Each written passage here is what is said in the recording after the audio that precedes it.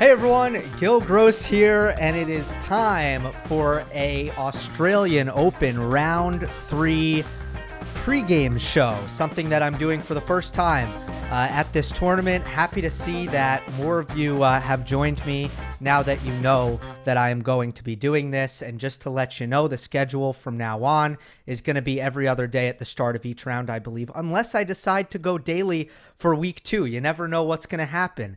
But enjoyed it yesterday. I promise I will get better at understanding exactly how I want to do these.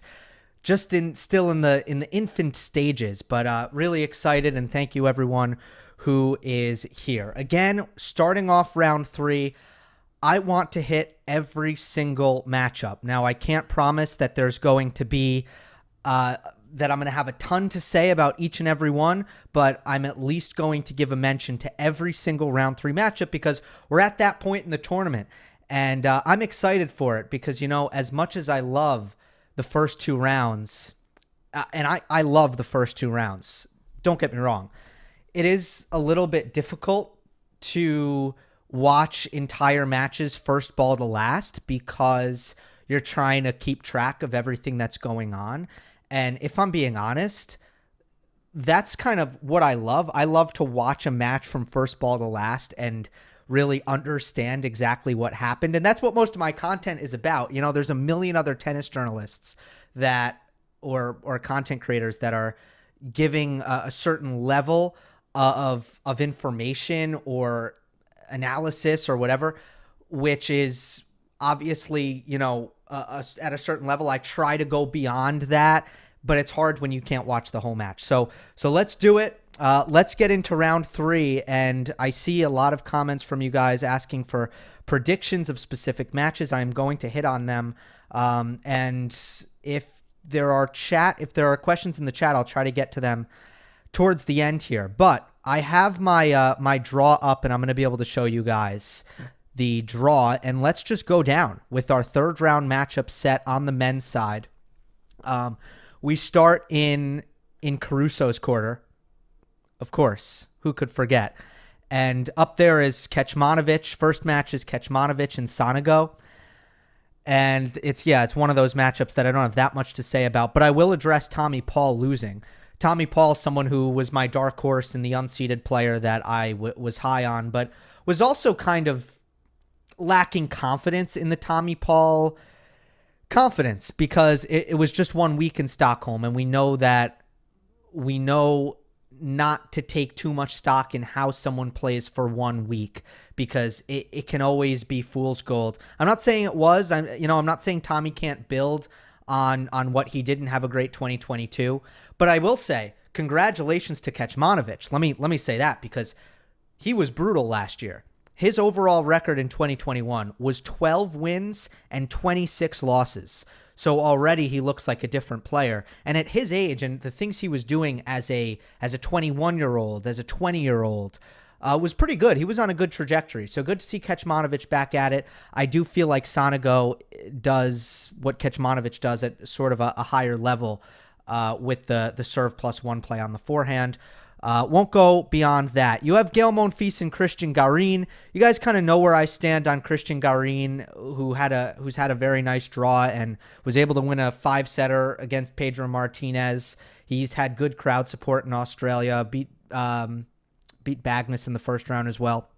But Monfils certainly playing better, and I could see another efficient victory for Gael Monfils. And I will say this about Gael. A lot of criticism in his career about not being able to close out opponents quickly, about dragging out matches early on in majors, not saving his body.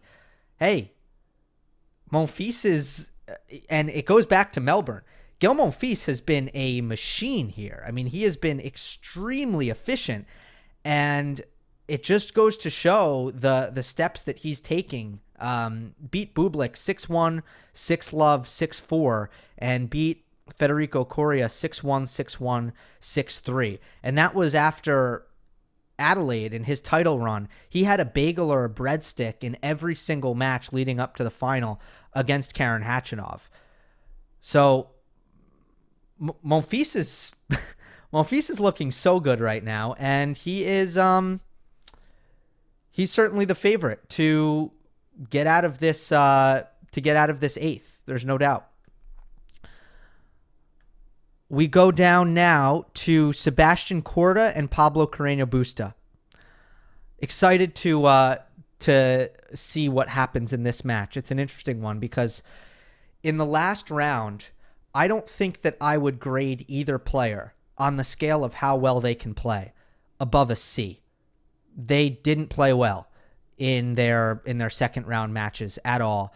It was Quarta against Quarta against Mute, and it was very windy and it was very ugly, and Mute covers a lot of court, puts a lot of air under the ball, probably plays loopier on his forehand than anyone in the top 100.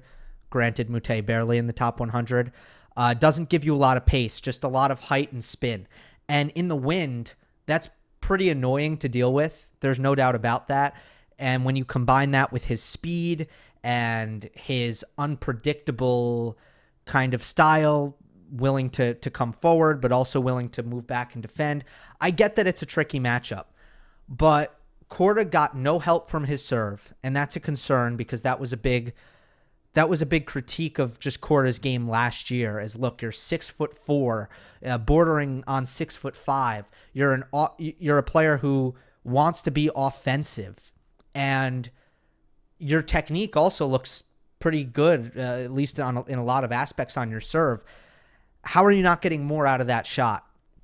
And that was another match where he's playing someone who's 5'10" in Mute generously, and they're just in baseline rally after baseline rally because Quarta isn't taking control off of his serve.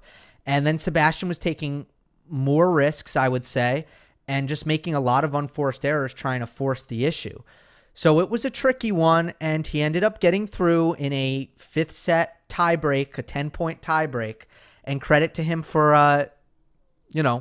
ultimately getting the win. That's what it's about. But it wasn't a promising performance, really. Pablo Carreno Busta was playing an injured opponent in Tallinn Griekspoor for about 2 hours, maybe hour and a half, and just couldn't pull away because he couldn't get the ball out of the middle of the court and just playing tight and nervous. And that was a 5-setter against Griekspoor, and he won at 6-4 in the fifth, but Griekspoor couldn't move. So both players were like just surviving to this point. And now it's going to be a really interesting third round matchup. But ultimately, and I've gone back and forth.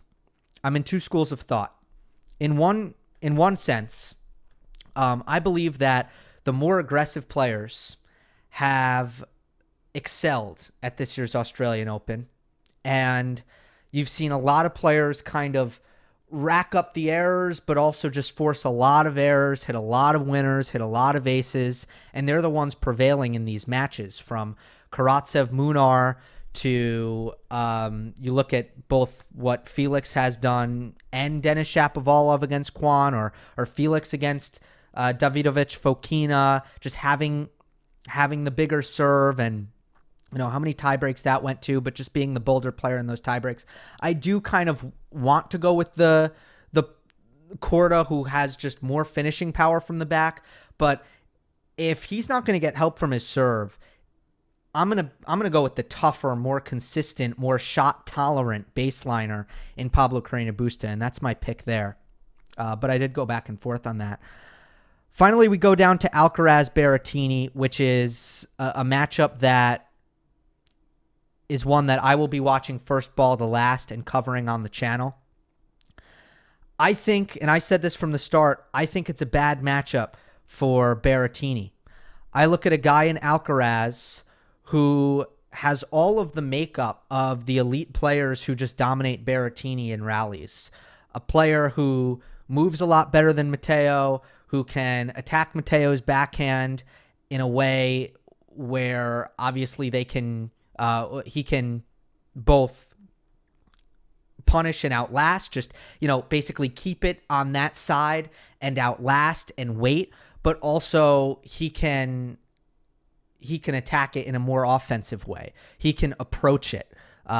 He can off of Berrettini's slice, find his inside out and his inside in forehands. He's more mobile. He's more complete from the baseline. And in that sense, you would need Berrettini to have that distinct short point dominance, that advantage. And I just think Alcaraz can do what we've seen a lot of the best players do to Berrettini, which is serve to that backhand and create tons of +1 offense, attacking Berrettini's scrambling and his movement. I think Alcaraz is good enough to do that. He brings so much firepower off of that first forehand. I see him. I don't see Berrettini dominating the short points with his big serving. And I also think Alcaraz is an elite returner. So when it comes to playing Berrettini, how many first serve returns are in play? That's the first thing.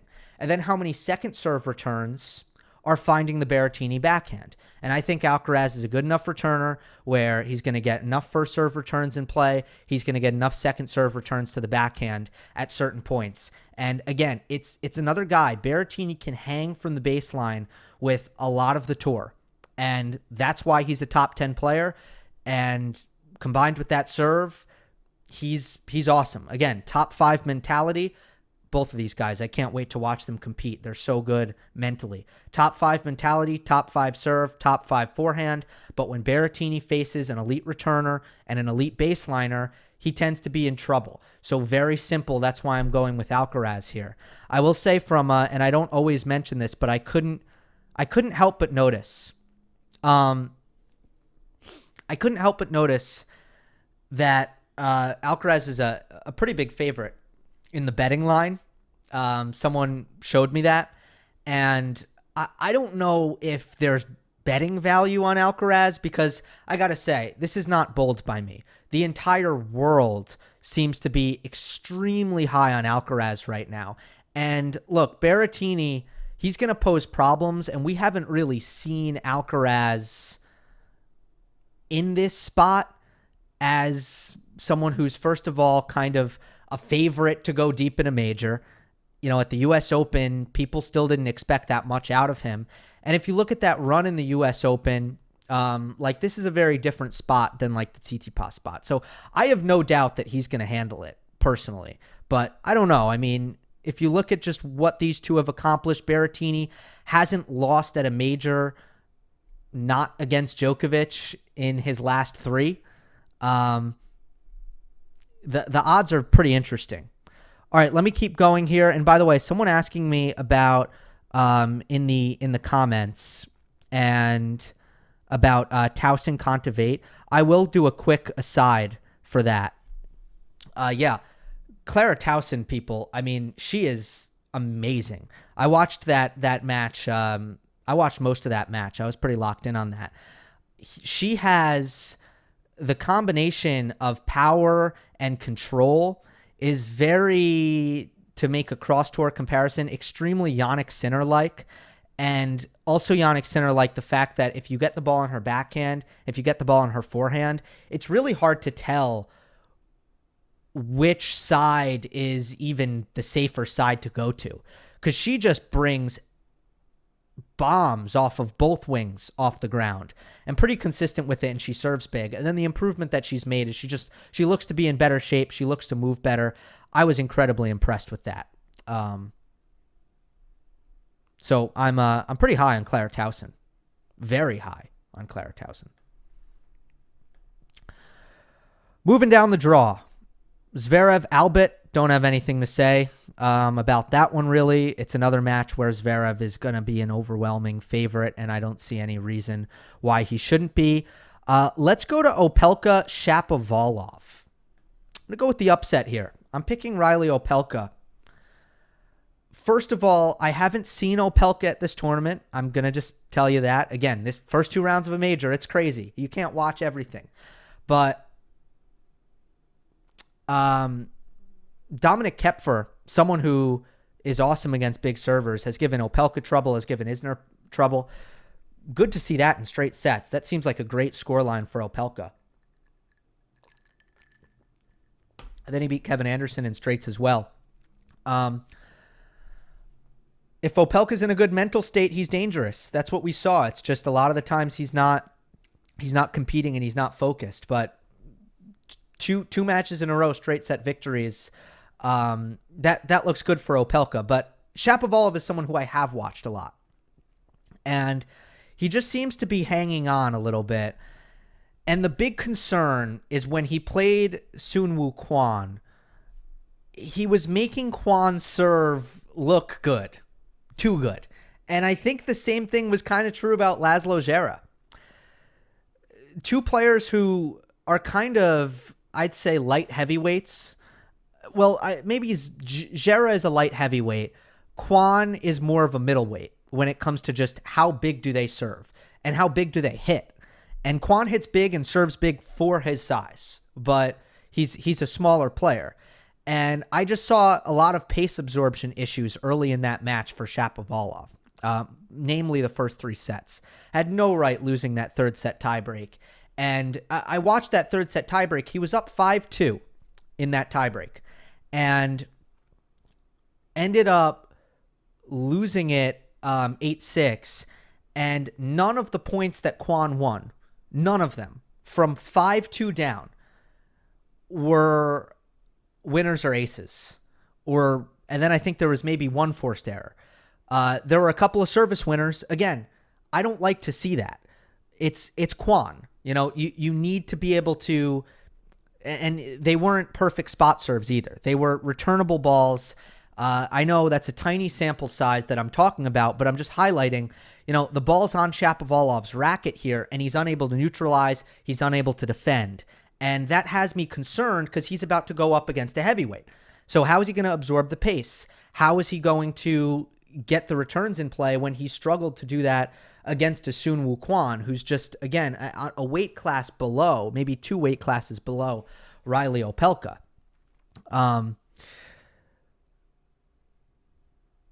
The last thing I'll say is playing Opelka is pretty stressful. Playing a big server is very stressful. The pressure, the margins are slim. The pressure is always kind of ratcheted up because you know you have to take care of your serve. And you do play a lot of those, you know, high intensity situations. And I don't know, you know, I'm not loving how Shapovalov has been handling those kinds of situations. It's something to watch. So anyway, I'm feeling Opelka. Obviously, Shapovalov in general is just so much more dynamic in a lot of aspects of the game, but it's just a matter of if he's going to be able to kind of return, to put it simply. All right, Mannarino against Karatsev. We talked about Karatsev a lot and Mannarino as well, and Mannarino Hurkacz in the last live stream. And I do feel like Karatsev is very much an antithesis for Hurkacz. Karatsev has spectacular racket speed on the forehand side. He generates a ton of pace and a ton of angles. And then on the backhand, he's also pretty comfortable generating quite a bit of offense. So it's a weird matchup. Both play really tight on the baseline, and it'll be interesting to see just what the makeup of that is. But I see Karatsev bullying Mannarino pretty easily, and I don't think that Mannarino is going to be able to neutralize like he did against Hurkacz. Again, it's just a dude in Karatsev who's way better at generating from the baseline, who does not rely on coming forward for his offense. Because, again, we talked about it. It was just impossible for Hurkacz to get forward where he likes to finish points. Karatsev easily has the pace-generating capabilities to finish points from the back of the court. And in that sense, it's just a completely different matchup. And I don't think that Mannarino's style is really going to bother Karatsev as much. Nadal and Khachanov. That's last up on Rod Laver Arena today. Again, I talk about it as an interesting matchup because Khachanov's going to serve big, and it's going to be the first time we see Nadal at this tournament against a big server. He did play Cressie in Melbourne, but obviously Hanfmann is a kick serve guy, and Giron doesn't serve big, so it'll be interesting to see how Nadal returns here against Karen. And Khachanov is also someone who is tall and doesn't mind protecting his high backhand and actually enjoys hitting backhands from high contact points and can be aggressive off of that backhand. Now, the question is, how much is he going to be able to go down the line? It's something that Hanfmann wasn't really able to do. Hanfmann is similar to Khachanov in that respect, and I think that they're similar players, Khachanov and Hanfmann, with Khachanov being at just a higher level. I'm interested to see how much Khachanov can actually take his backhand down the line, because if you can't, you're pretty much toast. You know, if you have Nadal camping in the ad side, he's going to be able to change direction in those rallies with his forehand down the line on his own terms. Ultimately, I think this is also a situation where you don't have a player who can scramble well enough to really withstand Nadal's forehand aggression behind his serve. So that's another thing to watch for. And, you know, I anticipate Nadal is going to serve to the Khachanov forehand, and especially on every big point, because he likes to go to that slice serve to the backhand against the right-hander the majority of the time, but then he whips out the big, kind of harder serve to the forehand on the big points. And then is Khachanov going to be able to turn defense to offense against Nadal? Probably not. And in that respect, I do think that obviously Nadal's got a big edge here. So I'm looking for first serve points won. What percent of first serve points won is Nadal going to be able to pull off? And I do think that it can be pretty high potentially if his serve and his forehand is firing. So my pick is Nadal in 4. Nadal in 4. Andujar and De Minaur, congratulations to Pablo Andujar. He's really playing well at his old age. I don't have much to say about this. Couple of good wins for Alex De Minaur, and I'll pick De Minaur. I haven't seen either of them play thus far. Taro Daniel took out Andy Murray. Again, that's another one. I was watching the Medvedev-Kyrgios match, so I didn't really see what happened, but disappointing for Andy Murray. I do think it was interesting that Andy, after the match, said that physically he was feeling okay, and that he didn't say that he was feeling it physically. So that's interesting. Jannik Sinner, massive favorite in this match, and Sinner is one of the players, and there's been a lot of players who I think have struggled in that ranked, I'd say 5 through 15 range. A lot of players haven't looked too good on the men's side. Sinner is one of the players who's really handled business, and he's still my pick to make the semifinals here. You have Taylor Fritz and Roberto Bautista Agut. I can't wait to see what happens in this match. I believe it's a 5-1, and I'm going to just check this, just double check this. 5-1 head-to-head in favor of Bautista Agut against Taylor Fritz, and they seem to play a lot. I have a theory for why that is. Obviously, Fritz is someone whose shot tolerance has a limit, and the limit is definitely, confirmed, 5-1 for Bautista Agut. Obviously, the limit in that shot tolerance is a level below what Taylor Fritz is willing to accept. When I say shot tolerance, I like to define it every once in a while. How many shots are you willing to play with safety and margin until your shot selection breaks down? And there's just a level of physical fitness that, of course, RBA is levels above Taylor Fritz, and Fritz has worked to change that. But how come Fritz can't impose his will? How come Fritz can't serve bigger and just kind of hit through RBA? I think it comes back to depth, because Taylor Fritz is a great offensive player.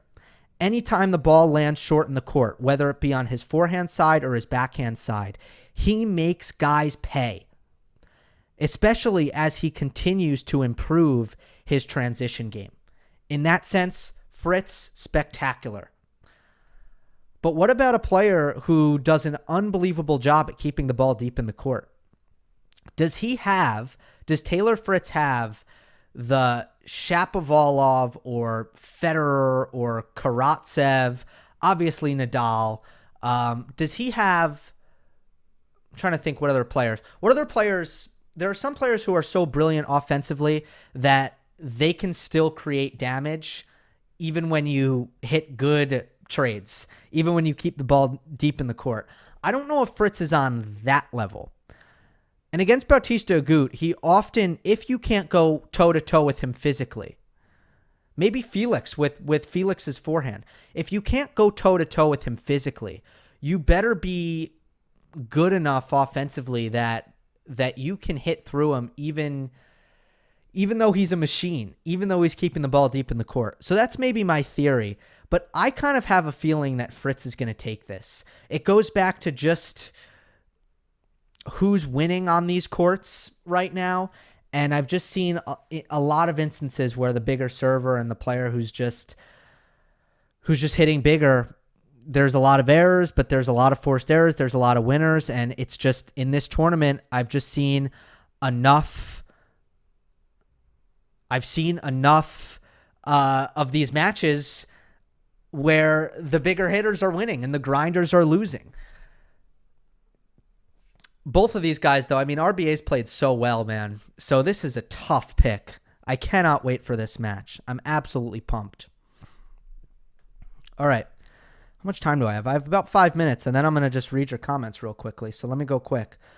Man, how about Benoit Paire making the third round here? Very emotional. Played the best match that he's played in a long time against Grigor Dimitrov, and he'll play Stefano Tsitsipas.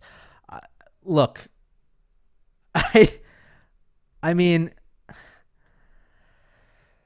I can't see Paire challenging Tsitsipas. I mean, I don't have that. I haven't seen that much of Paire. I was able to pop in on the Dimitrov match. I don't have a take on what's happened there with Benoit. It's great to see, but I don't have that much to give you guys on this one. Let's see though. I'm excited to watch it. Really excited to watch it because obviously Benoit has been someone who has been just a shell of himself for a really long time. And if he's breaking out of that, I can't wait to watch him compete again and see what he's got. Cilic and Rublev.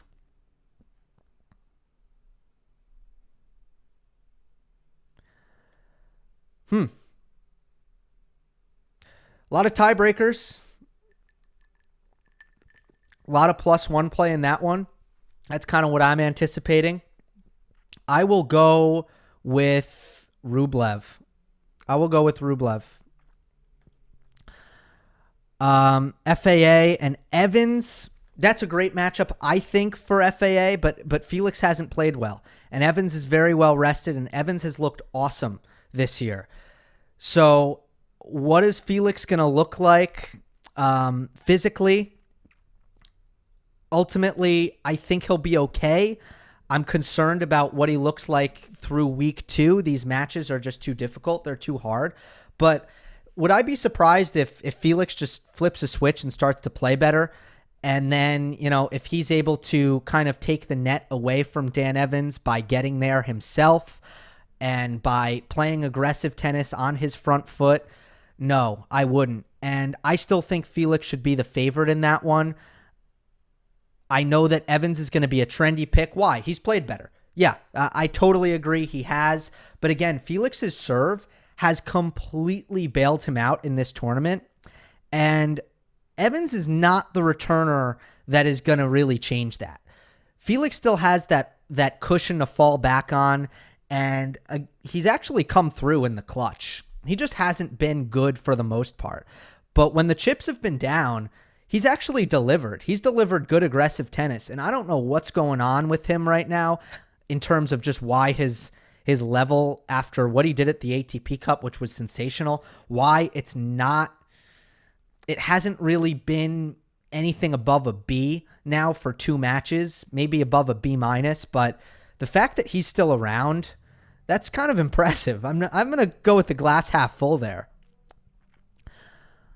You have Maxime Cressie against Chris O'Connell. Not much to say there, but I hope we see Cressie against Medvedev. I'll pick Cressie.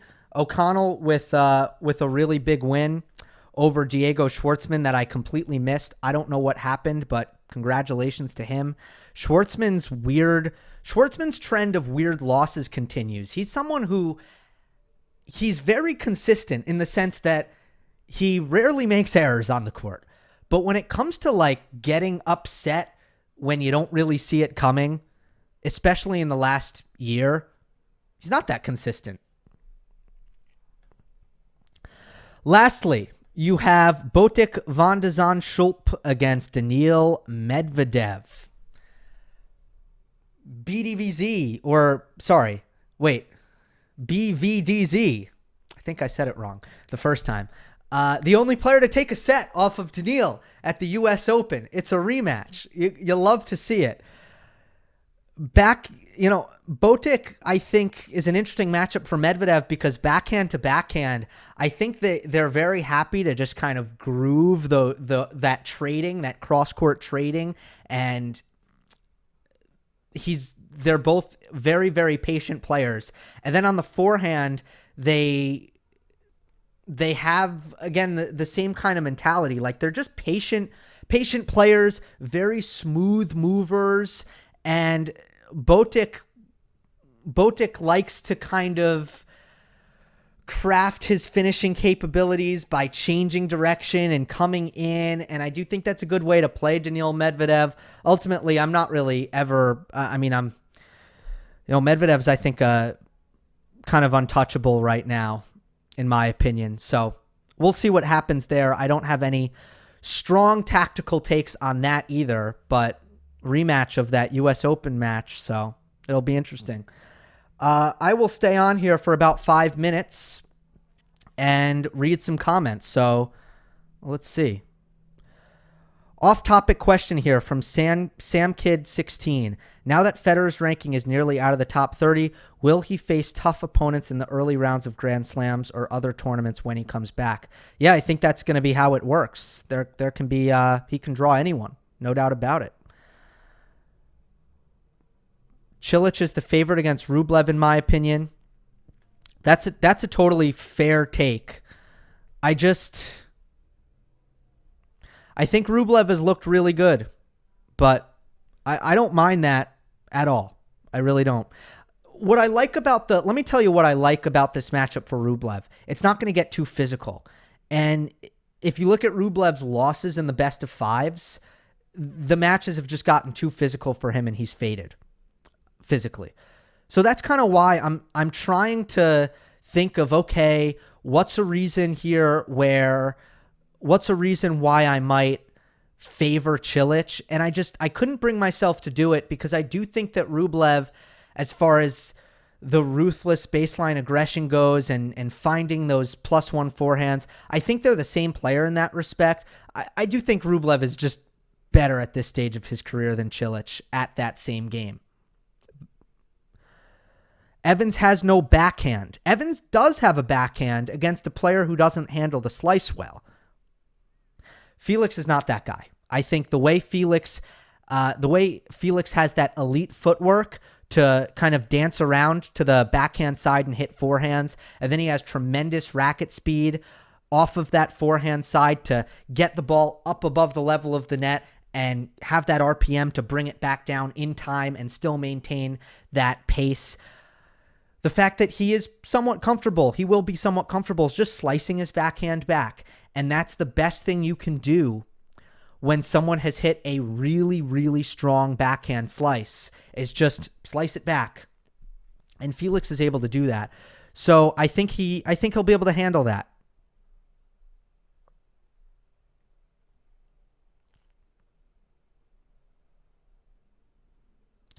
Is that iced coffee, Gill? Yeah, it is. It's a latte. It has oat milk in it.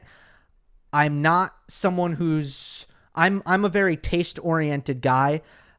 I love I want the planet to be healthy, but if something tastes good, I'm guilty that way. Like, I don't sacrifice taste. I will spend more money for stuff that tastes good. I will choose the thing that tastes good over the environment. I admit it. I'm not proud of it, but it's how it is. Oat milk tastes good. Oat milk is just, it's very, very good. I recommend it. So again, I'm not that guy who's going to decide oat milk, just because of the environment, but it tastes great. So,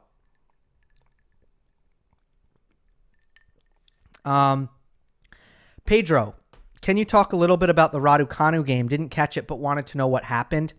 So I was watching Medvedev Kyrgios again, because I knew I was going to cover that match.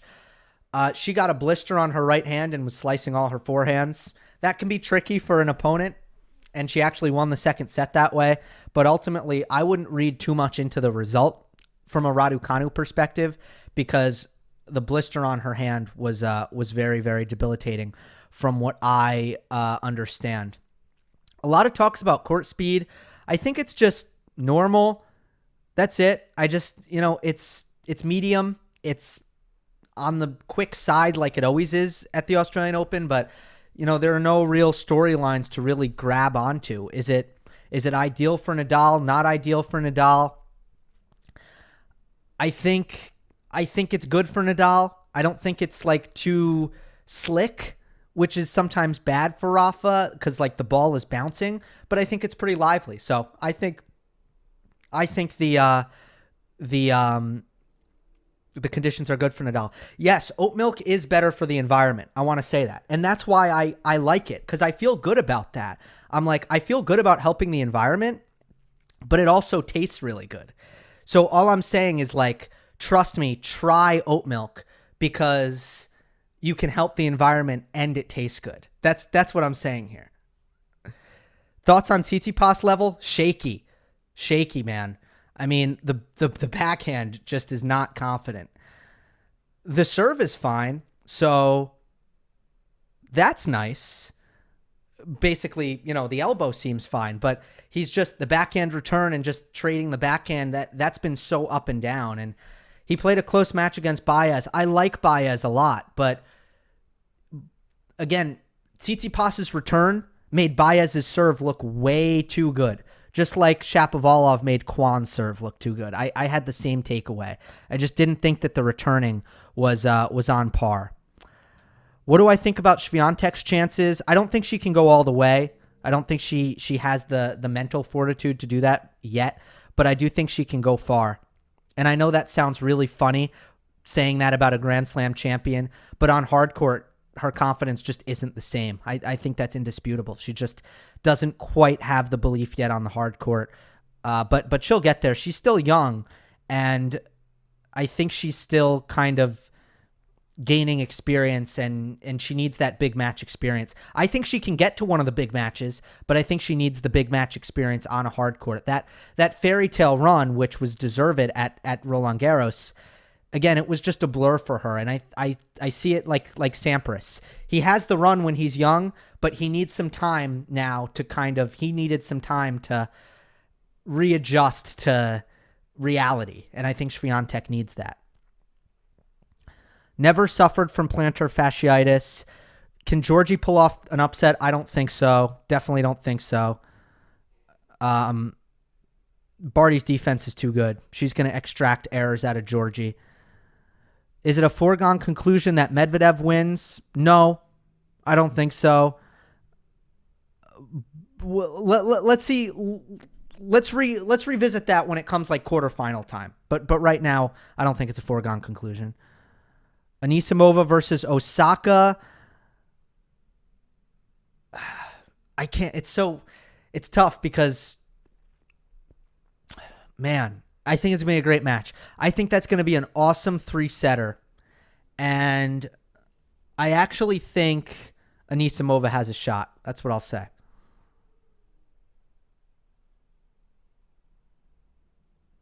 All right. 4:08. I think I am going to wrap it up here. Thank you for everyone who's tuned in. If you missed the beginning of this live stream, you can definitely watch it back on YouTube or your favorite podcast platform. If you are listening on Apple, I I always like to periodically say this. If you leave a rating and a review, that's a massive help. It gets more people to find the podcast. And of course, on YouTube, I've began a membership program where you can join for just $2 a month, cheaper than an oat milk latte. And that helps me out a fair bit as well. So again, I will be back same time, same place, not tomorrow, but the next day, going through all the round 4 matchups. Hope you enjoyed. Don't forget to subscribe, and I will see you next time.